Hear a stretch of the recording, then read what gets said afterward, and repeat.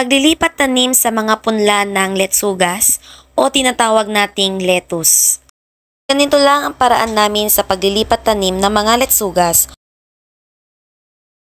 Sa pagkuha ng punla sa seedling tray, kailangang iangat ng kaunti at itulak pataas ang mga lettuce na may kasamang growing media.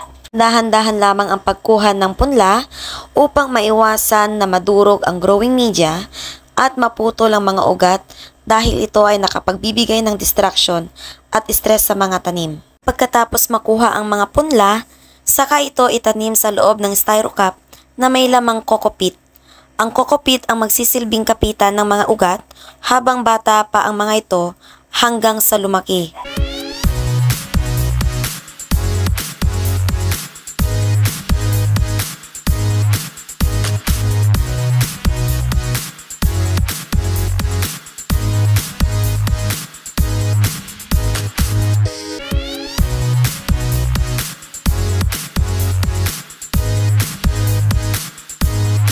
Napakadali lamang ang pagtatanim ng mga letsugas o lettuce. Hanggang dyan na lang muna.